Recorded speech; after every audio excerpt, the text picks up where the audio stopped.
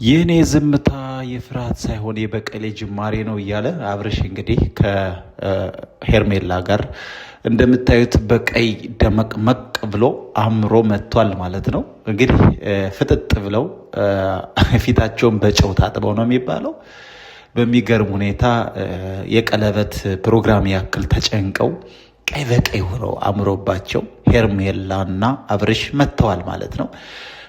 አነጋገሩ ምን ለማለት እንደፈለገ እስኪ በኮመንት አስቀምጡልኝ። የኔ ዝምታ የፍርሃት ሳይሆን የበቀሌ ጅማሬ ነው ሲል ምን ማለቱ ነው? እስቲ በኮመንት እንድታስቀምጡልኝ በአክብሮት ጠይቃችኋለሁ።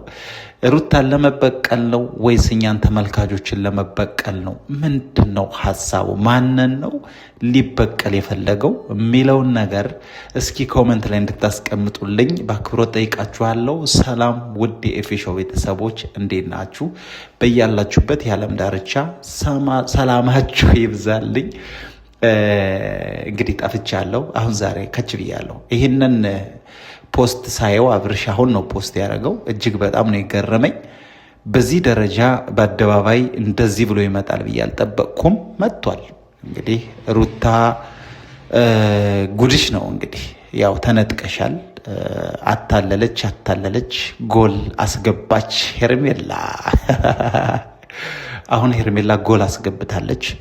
የጠለዘችው ኳስ ገብቷል። ሂዶ መረቡን ነክቶታል ማለት ነው። እንግዲህ በድብቅ ስትሸከሸክ ነበር። አሁን በተግባር የግሏ አርጋ አብርሽን ይዘዋለች ማለት ነው። እንግዲህ ሩታም እኔ አፍቅሬ ያን ያህል ሳለቅስላት ልትረዳኝ አልቻለችም። አሁን እንግዲህ እዚህ በኋላ የምትረዳኝ ይመስለኛል። የሚያፈቅራችሁን ሳይሆን የምታፈቅሩትን ነው፣ የምታፈቅሩትን ሳይሆን የሚያፈቅራችሁን እዩ ነው የሚለው የሆነ ነገር አለና እንግዲህ በፍቅር ህይወት እንደዚህ ነው። አንዳችን አፍቅረን እንሰቃያለን፣ ያፈቀርነው ሰው ደግሞ ሌላ ሰው ያፈቅራልና የዚህ አይነት ነገር ነው የገጠማቸው አብርሽና ሩታን። እኔ ሩታን አፈቅራታለሁ፣ እሷ ደግሞ አብርሽን ታፈቅረዋለች።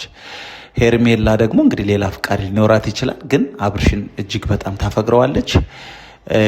አታላ ዛሬ ጎል አስገብታለች ማለት ነው። ዛሬ ብቻ አይደለም ጎል መግባት ከጀመረ ቆይቷል። እንግዲህ ምን ይመስላችኋል? የአብርሽና የሄርሜላ ጉዳይ እያያችሁት ነው። እጅግ በጣም አምሮባችሁን የመጡት። እስኪ ኮመንታችሁ እንድታስቀምጡ በአክብሮት ጠይቃችኋለሁ። እኔ በጣም ደንግጫለሁ።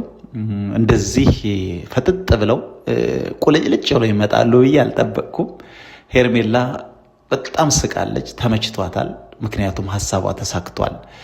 ሩታ ደግሞ ትንሽ ተንደላቀቁ፣ ኮራው፣ ልጄን አሳየኝ እምብኝ፣ እንዲህ በይኝ እምብኝ፣ ብዙ ችግር ፈጥራ ነበር።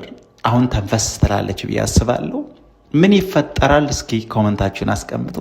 ሩታና ሄርሜላ የሚተናነቁ ይመስለኛል። እንግዲህ እስኪ አብረን እናያለን። ለማንኛውም እንግዲህ ከትንሽ ደቂቃዎች በኋላ አብርሽ ይለቃል ቪዲዮውን፣ እናያለን ምን እየተፈጠረ ነው። እንደ ፎቶ ከሆነ የሆነ ነገርም ያደርጋሉ ብዬ እጠብቃለሁ። መልካም ጊዜ ይሆንላችሁ ውድ የኤፌሾው ቤተሰቦች። እንግዲህ ከጥቂት ደቂቃ በኋላ በአብርሽ ዩቲዩብ ቻናል ሄርሜላ እና አብርሽን ምን ይዘው ይመጣሉ የሚለውን በጉጉት እየጠበቅኩ እገኛለሁ። እናንተም ጠብቁ፣ እናያለን። መልካም ጊዜ ይሆንላችሁ። ባባይ